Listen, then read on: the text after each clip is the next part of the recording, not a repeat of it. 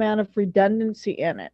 So therefore, it's stored in different places, and we have just as much chance of getting that to go into the future as we do a library, which I believe the Library Alexandria was burnt to the ground. Oh, I'm still crying about that. That's a whole Yeah. other story. So, but on the topic of the Library of Alexandria, why don't we turn to Cantor Nemi for today? Do you see, is the text up, everybody? Yes? Do you see the text? Yes. Okay. Yes.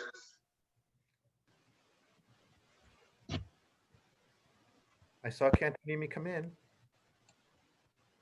Cantor Nemi, are you here? Do we see Cantor Nemi? He's here, but Cantor Nemi, where are you?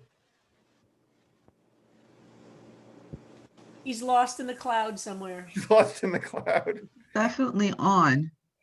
Definitely What? on. He's His friend- square is black, which usually means that it's a connection issue. So he might be having bandwidth troubles. All right. So, Rabbi, would you like Why to don't tell we us? start? Yeah, let's start this when he Well- can do it. Well, we're waiting. Let's wait 1 minute and see just what's going on Friday night, if you'd like to tell us for Sure. Shabbat. And then we're going to do Bernstein, and then we have a very special presentation for Yes, very special presentation. So Friday night, which is we usually do a special Shabbat service for Martin Luther King Day weekend. So we call this our Martin Luther King Day Shabbat service. I've invited to speak to the congregation and then to do a zoneg after the service for questions and answers with Representative Jamal Bowman, who is the new representative in the Bronx and Westchester. And he is a rising star, thoughtful, really, I think he's got an amazing future in this country. And I invited him, back in December after he was elected, but before he was even sworn in, because I thought how great to have this new young African American congressman who's really terrific.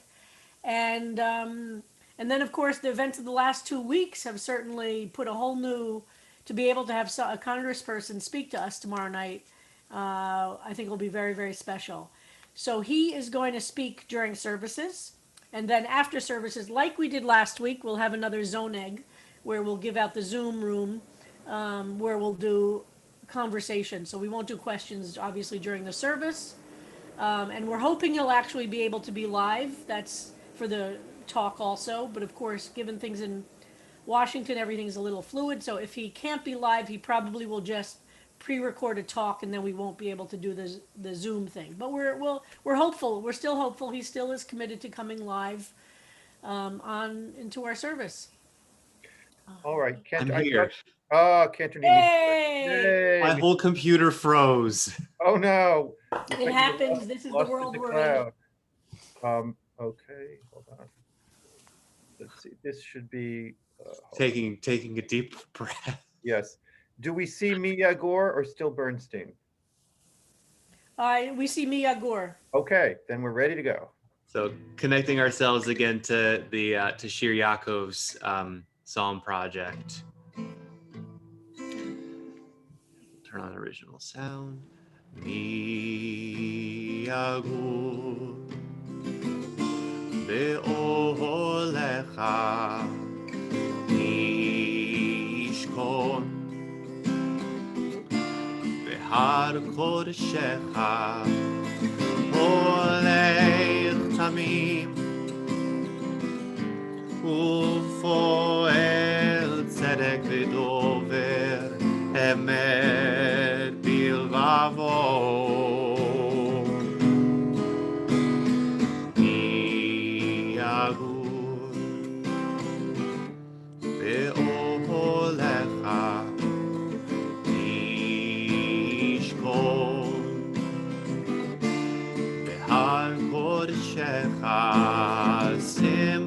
simplicity,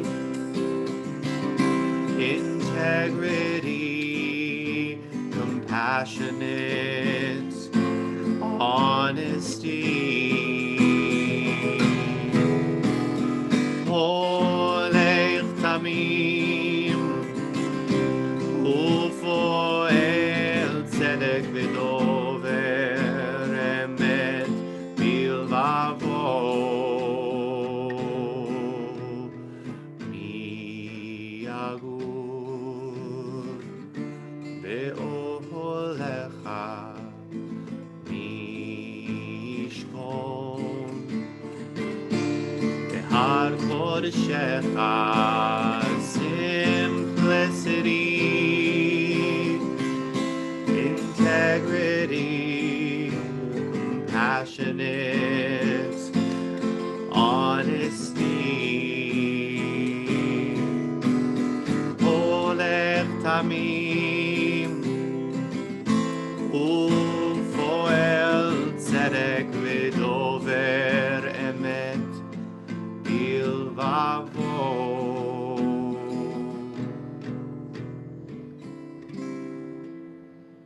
Beautiful, beautiful. Thank you, Kandranimi, so happy you've unfrozen.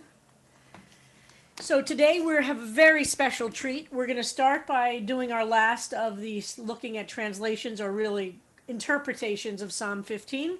And then we have a fantastic presentation by Randy Sarakoff. So we're going to try and just move through the Bernstein to see how she, and remember, she's a contemporary, she's a doctor, she's not a biblical scholar, she does know Hebrew, she's Orthodox, and she has gone through all 150 Psalms and done the exact exercise that I've been asking all of you to do, which is, if I were to write this Psalm in words and meaning for me, what would it sound like? And that's what she's done. So notice no architecture that can it's not mirroring the original Psalm in architecture. Her format is completely different than what the original Hebrew looks like. No Mizmor LeDavid, none of the things that are in the traditional Hebrew in that way. So shall somebody read this? Sherry Dratfield had asked great, thank you. yesterday if she could read this today. So Sherry. Yes, thank you. Who gets you? Good God, who gets to be near your space, to reach your mountaintop, paradise, utopia, nirvana, Eden, wherever you are, who gets eternal soul peace? Prepare, be there with inner life in synchrony with outer life, in thought, in speech, in deed. Be there with love, be there with fear of one, the only God, then sure of foot and steadfast, face steep inclines and climb. So this is pretty interesting, huh? Can we see the whole thing on the screen, do you think, Harold, or is that Absolutely. so that we could all see that, really see the Absolutely. architecture here and the. So first of all, notice her formatting. Just see that it has, let's try and understand why she does what she does here. But let's start from the beginning. Thank you so much, Sherry, for reading that. So she goes from, so again, no Mizmor LeDavid, and no beginning with the word Yud He Vav He. Who gets you is her understanding of who will live in your tent, who will dwell in your holy mountain. Who gets you, good God? Who gets to be near your space, to reach your mountaintop? And then she uses all different words that evoke what that kind of, whatever that space is, that I think does a good job of kind of challenging us to be expansive in our thinking. What is holy space? Paradise, utopia, nirvana, Eden. Wherever you are, who gets eternal soul's peace? So then in this next little chunk, you see how she then riffs off of what it means to be this person who could get there. And her ultimate definition is that there's synchronicity, that there's some kind of working together of inner life and outer life. But she pulls from the Psalm this idea that we've seen, that there are three different places in which one can live a morally holy life, or the opposite, one could live a polluted life. One is in thought, in speech, and deed. So she's taken that from all of the words that we've seen in the Psalm and kind of boiled down to the essence that these are the three areas in which we have choice: to live in a life of holiness and purity, so to speak, or or corruption and polluted. So thought, speech, and deed, be there with love, be there with fear of one, the only God. And if those things happen, then sure of foot and steadfast, face steep inclines and climb. All right, let's take a couple of comments or questions or responses to Bernstein. And what you like or you don't like. Let's just start. We'll just do a little bit of that so we can. Shep has his hand up. I just thought of a silly thing. Your space reminds me of the old MySpace. Remember Uh-huh. that? Yeah. Linda Solomon. Yes, based on what you were saying, Rabbi, what I see from those three words, thought, speech, deed, he's referring to the demonstration of what goodness is, Uh-huh. or she, I should say. So she's taken the places where we can show who we are as good, and that's what we have to work on. And and I love that synchrony of outer life and inner life. I Yeah. just love that. Lori Croatman. She's my favorite, and I love that she consistently refers to what I call the three centers, you know, your head, your heart, and your body. And in order to be totally present and receive whatever you call God, whatever the higher force, you need to be in all three of those places at once.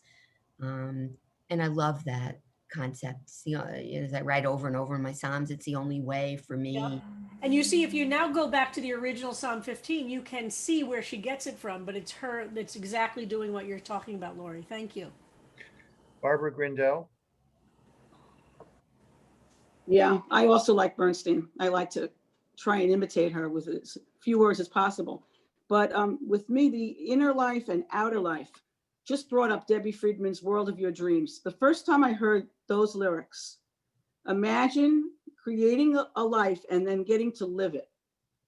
That just spoke to me immediately. And that's what I saw when I read Bernstein. And also, sure of foot and steadfast. The end of Mitchell and Alter says you won't be shaken or you won't stumble. Right. And I think that's why she writes surefoot, sure and steadfoot. Yes, So- the Lo Yimot La'olam will not be moved forever, which is the end of the original. Yep. Right, but that Debbie Friedman, if anyone can read it, can By the can way, hear it, Debbie it's wonderful.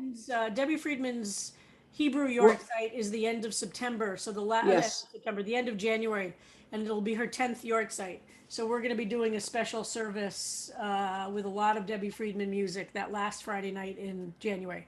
That'd be great. September. Where did that come from?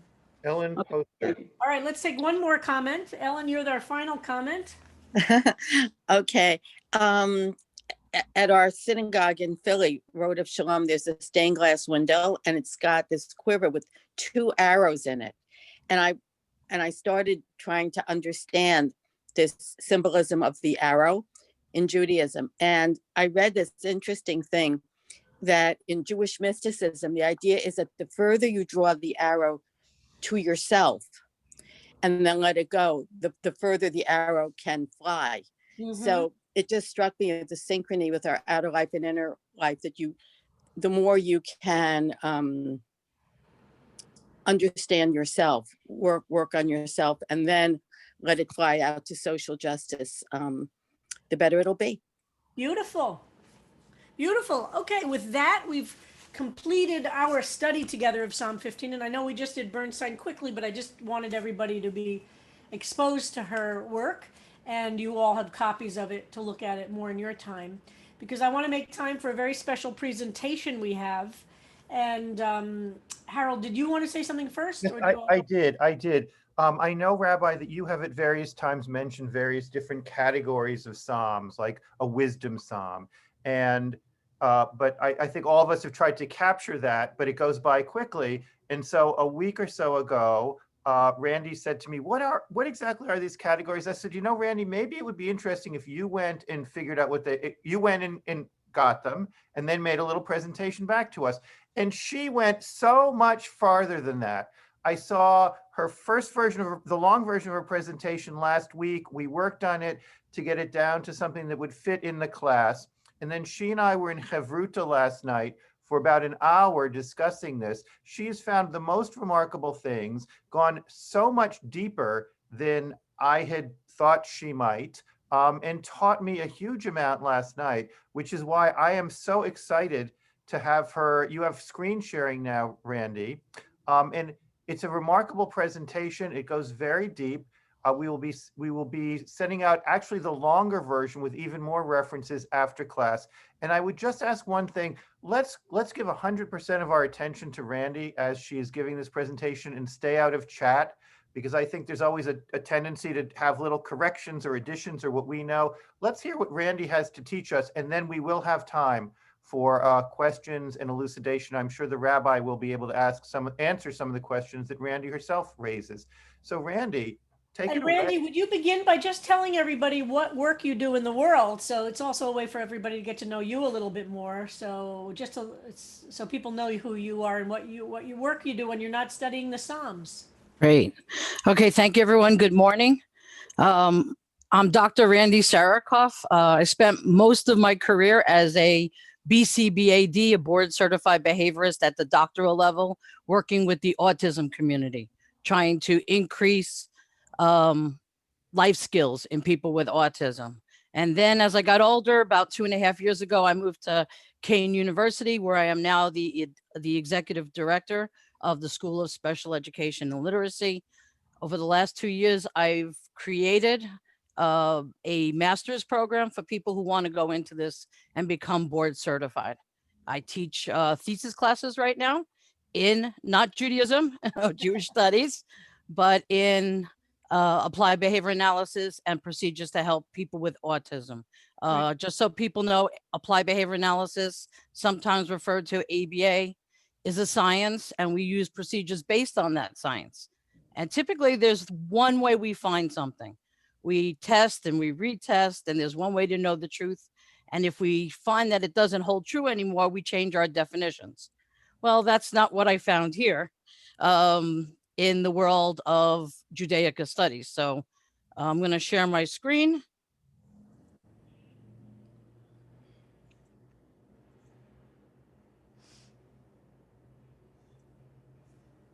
You all see that? That's fine. That's great. Okay, great. One more change and I'm ready to go. Okay, you can see that, right? Yes, perfect. Terrific. All right. So, as Harold has said, I asked the question to explain a little bit about these Psalm classifications. We've touched on it throughout these 40 weeks of study, but I really kind of wanted to know which Psalms fall into which categories, what do the categories mean? So that was my job. And as a good professor of people who do thesis, I guess I started a thesis, but I had, but the one thing I did learn, as opposed to with my students, the thesis, if I wrote a thesis and Rabbi Kleinbaum wrote a thesis, I think we would have different categories. We might have different definitions of what the categories mean, and we might actually put Psalms into different categories, which is something I'm not used to. So based on that, I'm going to go ahead and explain what's here on the screen. Some of you may remember from one of the earlier classes where I presented about my experience of reading Psalm 27 in Israel with CBST in Israel, November 18. This is something I had created by a sofer, a scribe in Israel in the old Jewish quarter. I walked into a store. I wanted a souvenir for my CBST in Israel trip, and I saw in the back have something put on parchment, hand scribed. And what I chose, as you can see here, is Psalm 27, verse 4. Achat sha'alti. And that's the original with the guy's information on it that I had in Israel. It now hangs in our dining room. It's the first interesting thing I found, which I did not know, is that the Psalms are broken into 5 sections. It seems that Jewish midrash tradition suggests that the book of Psalms was divided into 5 sections to imitate the 5-fold division of Torah. And it's divided by this. Book 1 is Psalms 1 through 41. Book 2 consists of Psalms 42 through 72. Book 3 would be 73 to 89. The fourth book has 90 to 106, and the final Psalms 107 to 150 would be considered book 5. And it seems the earliest surviving copy of Psalms was found in the Dead Sea Scrolls from about 1st century AD. That copy shows that the division was 5 books, and it extends back to at least that time, but probably earlier. Some commonalities of the way things have been grouped or categorized within Psalms. In the first book, going back to those numbers I showed you previously, most of the Psalms, as we've seen, are associated with King David. In the second and third books, it's mostly the Levi families, specifically Asaph and Korachite. Seems to be no widely accepted view of how the books were formed or combined into those 5 books. And also because there's a different tone of the 4th and 5th book, it seems as it's possible that those Psalms were written at a later time. That opening phrase that we see all the time, to the leader, Lemanaseach, appears only 3 times in the 4th and 5th books, where we see it 50 times in 50 Psalms in the first 3 books. And Selah appears 4 times in the 4th and 5th books, and 67 times over those first 3 books. So a little statistics by the scientists. Some of the categories seem to be by theme or vocabulary. So some Psalms are grouped by that shared theme or some common vocabulary. So for example, we see the word Elohim appears 5 times more often than the large name of God, Yud-He, Vav-He. Specifically, the Psalms, the Elohistic Psalms, are Psalms 42 through 83, where we see it Elohim appears 5 times more often than Yud-He, Vav-He. But the rest of the book of Psalms, the whole 150, or 5 divisions, books, Yud-He, Vav-He appears 6 times more often than the word Elohim in reference to God. 58 Psalms have that description, Mizmor, which we talked about in class as being a lyrical ode, or possibly a song, or a sacred song, accompanied by some musical instrument. I also found that there are some consecutive Psalms that are grouped together, and some Psalms that are used in worship. So for example, when Rabbi Rapport was guest lecturing here in Psalms class, we went over Kabbalat Shabbat Psalms. We saw that the Days of Creation Psalms 95, 96, 97, 98, 99, and then 29 are part of that group. Then we have 92, which we all know is the Psalm for Shabbat, which is the day that Yud-He, Vav-He rested. And 93 is the summation of the preceding 7 Psalms. We also have consecutive Psalms in morning prayer, which consists of Psalms 145 through 150, and Hallel, Psalms 113 to 118. And not necessarily used in worship, but we saw the Songs of Ascent, which is Psalms 120 to 134, which we believe were the songs that was sung by pilgrims as they walked up to the Temple Mount. And as you can see here on the lower right, that's a picture of us, CBST in Israel, again, November 18. And we're sitting right there on the southern wall, which would be where this entrance was, where pilgrims would ascend to the Temple Mount. And I think we believe that they might have been singing and singing to each other. And that would be the consecutive Psalms of 120 to 134. So from my research, it seems that Hermann Gunkel was the first to kind of come up with categories, the kind of categories that Harold thought that I would start with, but found other information. I kind of did a Rachel Maddow, in 1836. Those of you who watch Rachel Maddow will know what I'm talking about. She gives this background, right, before going into the topic at hand. But in 1926, written in the language of German, Hermann Gunkel came up with these 5 categories in Psalms. It was later in 1967 translated into English. And if you go to Safaria, which many of us do, you'll see these 5 categories. Now, Gunkel defined these categories, even though you may see the word hymn classified by another scholar, they may have a slightly different definition of what a hymn is. So let's just take a look at Gunkel's work. That this is his early work. He divided it into 5 categories: hymns, communal laments, royal psalms, individual laments, and individual thanksgiving psalms, or psalms of gratitude, as we refer to them. So the definition here by Gunkel of hymns would be songs of praise for Yud-Hey Vav-Hey's work, referring to creation or history. And then he had these 2 subcategories: enthronement psalms, which celebrates the enthronement of Yud-Hey Vav-Hey as king, and Zion psalms, glorifying Mount Zion, Yud-Hey Vav-Hey's dwelling place in Jerusalem. And we've seen a lot of references to the holy mountain, even in Psalm 15. Communal laments is a group, a nation lament, some sort of communal disaster. A royal psalm that deals with matters as the king's coronation, king's marriage, or battles. Individual laments is the individual person laments over the fate of some particular, something that has to do with them individually. And the individual thanksgiving psalm is the psalmist is thankful to God for deliverance from some sort of personal distress, or just expressing gratitude. Here are all 150 psalms. I know it's small. Harold will send out the definitions of this and some additional information in a larger PowerPoint. But for the purposes of time, I just want you to take a look at how later on Gunkel's work was looked at by a professor named Tyler Williams. And this is 2010. And he wrote an essay based on Gunkel's later work. And in Gunkel's later work, he identified 6 major categories.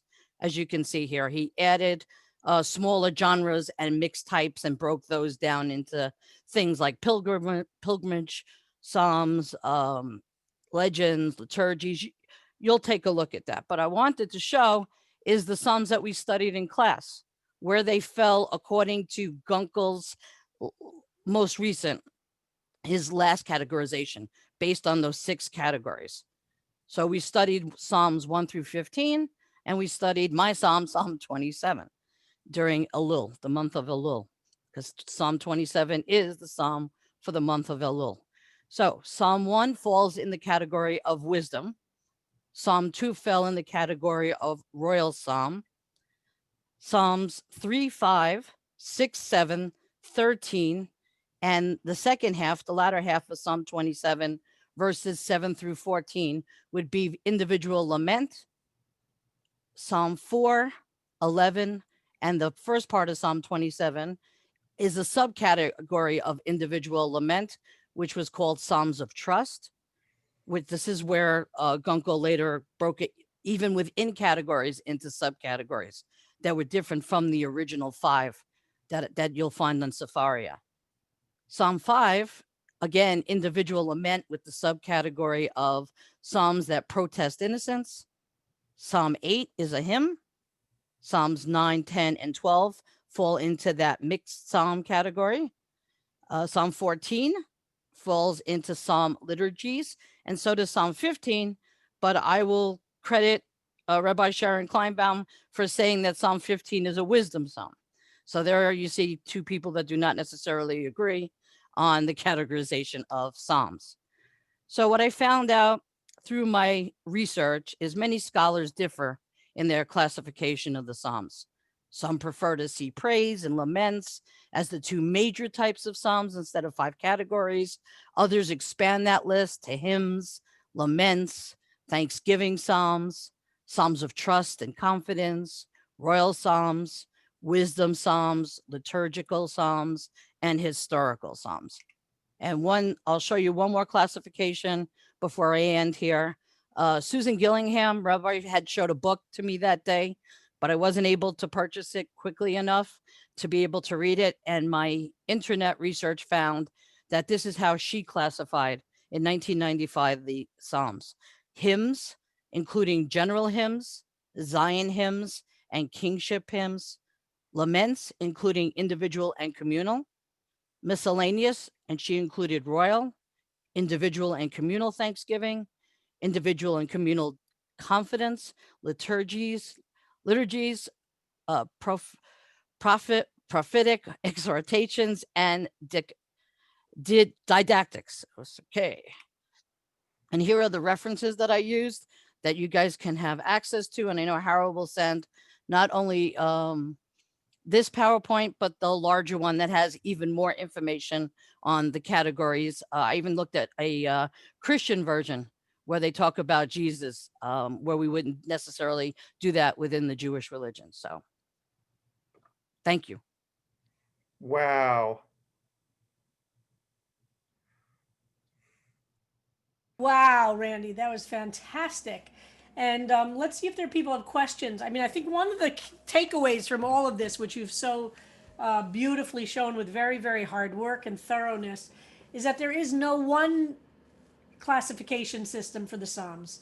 And you're right, Christians tend to really work hard to find Jesus, and there's a lot of different things of Psalms that are categorized that way. So there are many, many, many, many different ways to classify them. And I don't think anybody should get too stuck on it in that, oh my God, this is a X Psalm, therefore when I try and find personal meaning, I have to stay in some category. Whatever the Psalm might be in any classification doesn't limit how you might respond to any particular Psalm. Do you know what I mean? The job is, it shouldn't influence the way you respond to the Psalm, but that was really thoughtful. And I want to say that Gunkel was part of a group of scholars. The 1800s was a very important time in biblical scholarship, mostly non-Jewish, because German scholars started to study the Bible, what they called the Wissenschaft, with this scientific analysis of the Bible. Jews had never done that until before the 1800s. Although we in our text have all the different kinds of categorizations that I've mentioned, it's much looser. But in the 1800s, the German scientific criticism scholarship developed around what they called the scientific study of the Bible. And Gunkel was a part of that whole universe. And they were the ones who first started studying what you talked about, the Elohistic versus the Yahwistic streams in. And they first said that there were two different authors of the Bible. The one author uses Elohim for God all the time, and the other author uses Yud He Vav He all the time. And there are two different author systems. That's by and large been is no longer seen as correct, but it definitely influences the way we look at it, which God's name is being used. So that was really, really thoughtful and fascinating. So let's see if folks have questions. Ira Randy, has, can help. Ira has his hand up. Yeah, hi. First of all, Randy, Yasha Koch, that was just great, really great.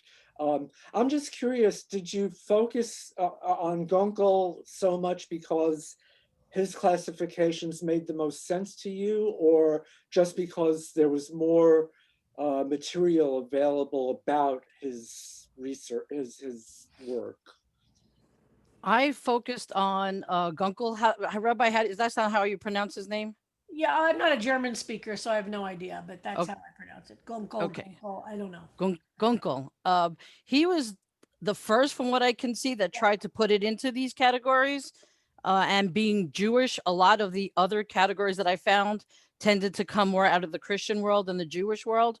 So that was where it seems. And Safaria also takes those first five categories. So yes, to your question is yes, mostly Gunkel was out there. But on the internet, I wasn't able to find much more in the world of Judaism. I'm sure it's out there, and there are definitely people who could do thesis on these, and I guarantee they won't they won't match, which is something I'm not used to in science. Yeah. Well, in this particular question, because it's a very how you classify the Psalms, there is no one system, so it's not the same thing as something else where you could find out the truth. Sarah Siegel has her hand up. Randy, thanks for your research. And I'm wondering, I might have missed it. What was the background of the woman who classified the research? I mean, the Psalms? You're talking about Susan Gillingham? Yeah, yeah. Rabbi, maybe you could speak to that. I didn't. No, I don't know anything about her. I was just intrigued because all of a sudden a woman, you know, and it seems rarer somehow to hear from female scholars. Oh, another research project, Sarah. Shep. Yeah, Randy, this is really great, but this is from a scholarly point of view. Since this is new research, how do rabbis and Jewish rabbinical people take this categorization of the 5 books of Psalms and all that? So I can answer that. So it's accepted in Jewish thought that there are these divisions of 5. Not as much emphasis is put on them, and the issue of how you categorize Psalms, also different rabbis and commentaries. In fact, when we arrive at Psalm 16, I'm going to introduce a very famous classification of the Psalms that the Bratslav Hasidim are responsible for that begins with Psalm 16. So until we hit that one, I wasn't going to mention it. And they actually do a whole analysis of the Psalms based on 10 different words for music that's used in the Psalms.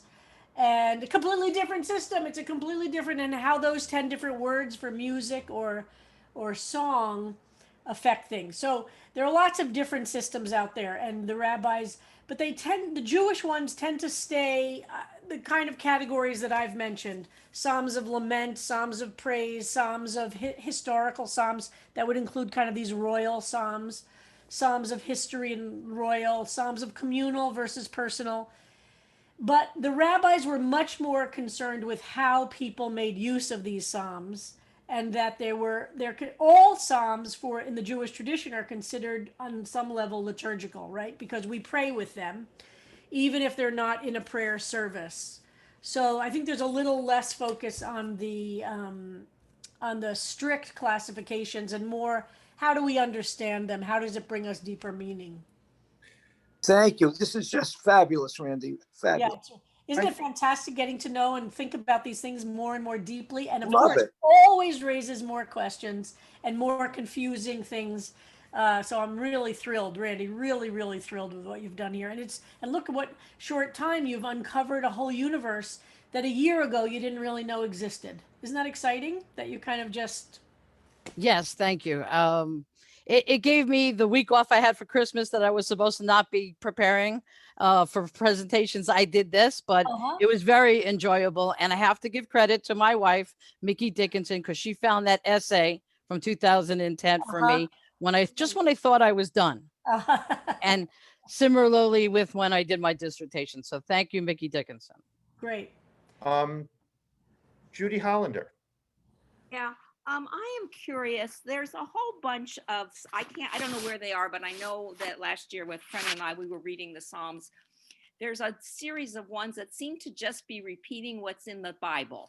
It's like it starts at creation, it goes through Exodus, like the history of the Jewish people. I don't know where they fit into any of those things. Those are called historical Psalms. The Psalms that refer to events are called historical Psalms. But again, don't feel like because it's called a historical psalm, it can't be a psalm of prayer. It's all psalms for Jews are considered prayers. They just seem so historical. The ones that any psalm that refers to something that happened is often called a historical psalm, but they're rarely only a historical psalm. Many of the psalms, as Randy said, have multiple genres in them. Dean Dresser. Yeah, Randy, thank you so much. I'm fascinated that the 5 sections you noted were also noted in the Dead Sea Scrolls. So I'm just curious about the people who were classifying the Psalms. Did they take the idea of those books, into that classification? I don't know. It was just interesting that you noted that the Dead Sea Scrolls also broke them into 5 categories. I didn't see in my research where any of the categorizations, the wisdom, the lament, had anything to do specifically with the 5 books, other than like I said, the 4th and the 5th book seem to have had a different tone. So therefore it was assumed that it was written later.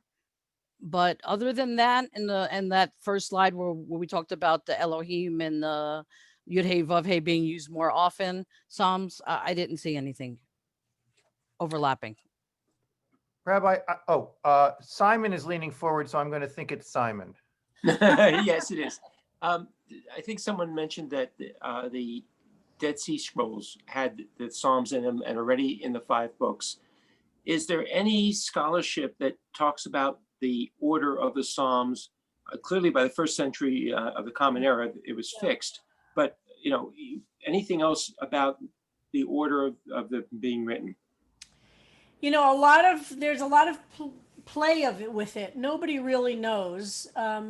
And for sure, they were oral traditions for probably 500 years before they were written down.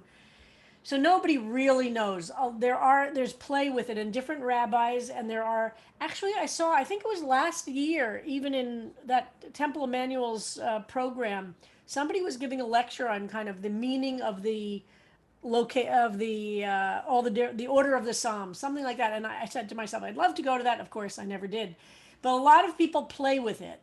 Nobody really has a definitive analysis of the order of them, but some people do argue that the order has a meaning, and there's an arc of the order. I'm not convinced personally. I mean, I do think 1 and 150 make a lot of sense for a beginning and an end. Within it, it feels a little bit to me like pickup sticks, up in the air, come down, and there's meaning in all of them, and there's meaning sometimes in their juxtaposition. But because there's no real narrative in the way that we would see, like in the book of Exodus or Deuteronomy, it's hard to say. So people play with it and people find meaning, and but it doesn't seem to me. I'm not convinced. It doesn't mean I can't be convinced, but I'm not convinced. But again, I think it makes a lot of sense that the book begins with 1 and ends with the 150.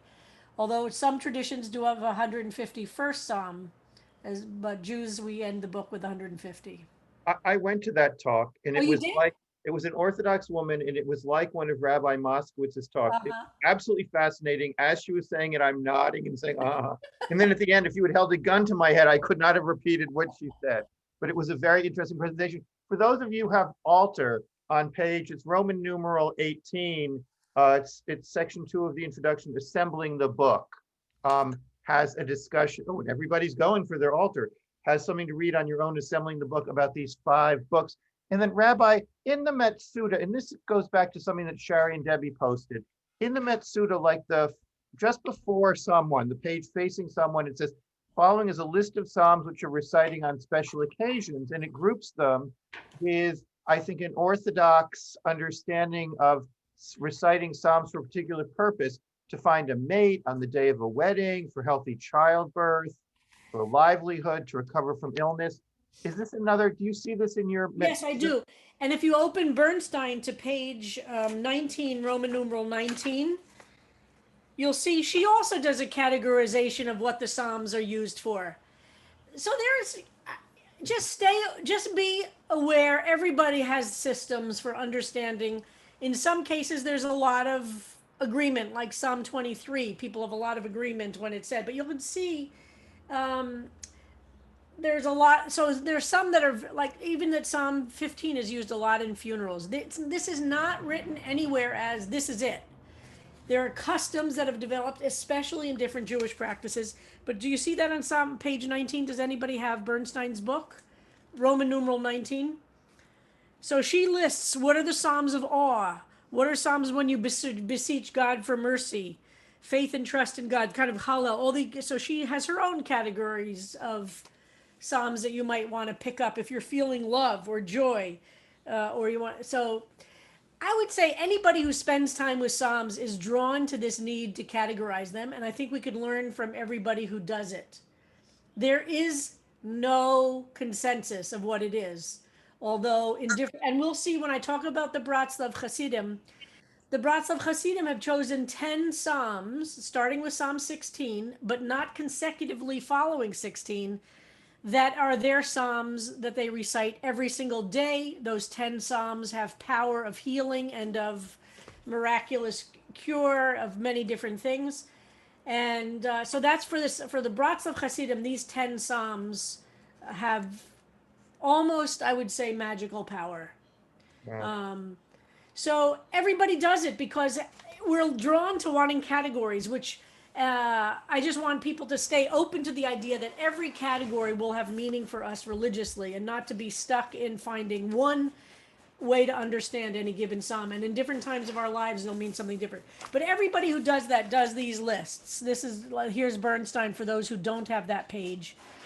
And this is what Harold was talking about, Mitsuda does. And then if you look at the art scroll, they'll say in the beginning of a psalm to be recited, you know, when you're sick, to be cited when you're afraid of being killed by anti-Semites. You know, they will do that. So we're at time. Randy, we can't thank you enough for the hours and hours you put Yeah. in, and also for keeping the original presentation was 52 slides, which we got down to this to keeping to the 10 minutes so that we could then have this fascinating conversation. Shep in chat just said, this was the best class ever. So thank you, Shep. There is no class tomorrow, an early Shabbat Shalom. There's no class on Monday because it is MLK Day. The deadline for offerings is Sunday at 5. You know how to take care of that. We will do offerings on Tuesday and Wednesday. And then again, next Thursday, we have a very, very special presentation. And we will finish up with- You're going to send out or put up on Facebook the larger presentation, right, Randy? I will put it up. Yes, we'll find a way to distribute it along with these lists we just talked about in Alter, Bernstein, and Matsuda, so everybody has them. And to sing us out, Canternimi, are you here? Canternimi, are you here? Yes, I am. I'm on my phone now because my computer is. Okay, poor Canternimi. All right. We have Mia Gore. Can you sing us out with Mia Gore? Sure.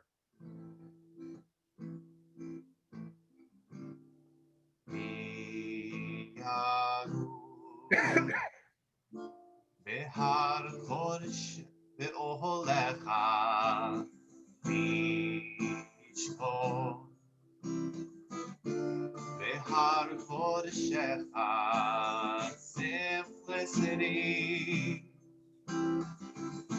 integrity, compassionate, honesty. Ole Tamim, Ufo El Tzedek V'Dover Emet Bilvavo. Mi'yahud Ve'olecha Mishkon Behar Kodeshecha simplicity, integrity, passionate honesty. Ole Tamim, Ufo El Tzedek V'Dover Emet Bilvavo.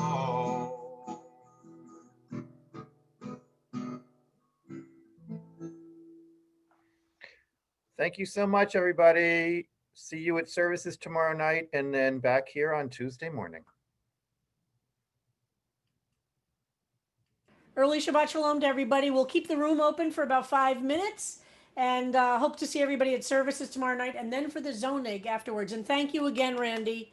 So exciting and moving, and thank you. Really, really, really thank you. Your students are really lucky to have you. They are very lucky, whoever your students are in Keene. Thank Bye-bye, you very much, everybody. Rabbi. Thank you, everybody. Shabbat Shalom. Shabbat Shalom. Yes. Could you see, I sent you a personal message about a completely different topic relating to your professional degree. Can you just see if you can find that for a second? Sure. And then give me a quick yes or no. Honestly, I just didn't have time to look at that. I'm so sure much goes on. Yeah, I'm sure not. I found it. Give me 1 second to read it. And Randy, I also sent you a personal message, separate. Okay, sure. Shabbat Shalom, everybody. Shabbat Shabbat Shalom. Shalom. Yes, the answer is yes. Okay, I'll get your email address from Harold then, and we'll be in touch. Well, I can send it to you right now privately if you want Oh, it. that'd be great. Thank you. Okay, so then give me 1 second. I'll look up the next one.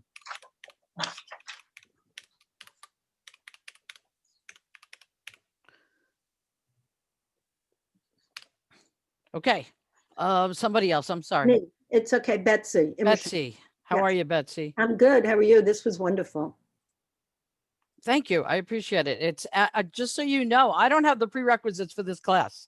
You know, I wouldn't have allowed someone like me in this class. But that's how we've all been learning, right? It's such an incredible experience. The layers that we keep learning and sharing with each other. All right, so I'm just looking for it. Sure. Or I can just, I mean, it was at 10:36. Oh, that helps. Yeah. Got it. Great.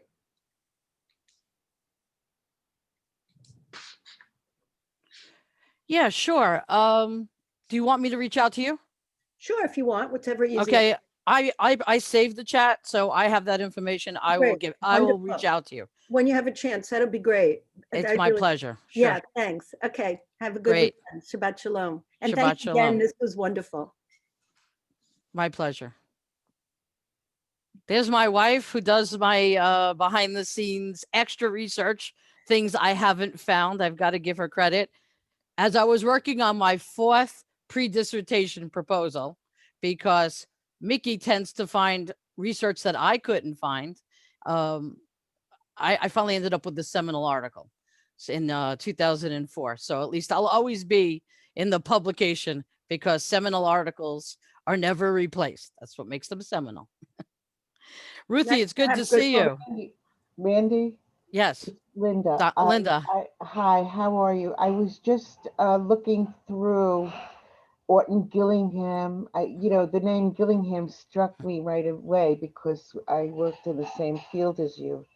And I was looking to see if she was related to Anna Gillingham, but she wasn't. She wasn't? All right. Then we know a little bit more about her. Yeah. I will probably end up quite purchasing that book. And Susan Gillingham is quite scholarly. She really is. So it was just a matter of time and not being able to get the book sent to me. Right. You might find her life interesting because as a Gentile working on all this Jewish theological stuff, that makes it very interesting to find out why. Thank you, Linda. Okay, Randy. Hi, Ruth. Good to see you.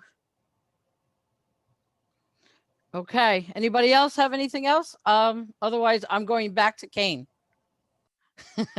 I have thesis students trying to get past the IRB for their thesis, so I got to get on it. All right. It was great seeing you all. Early Shabbat Shalom. I love this class. I love you all. See you guys next week. Thank you. Shabbat Shalom.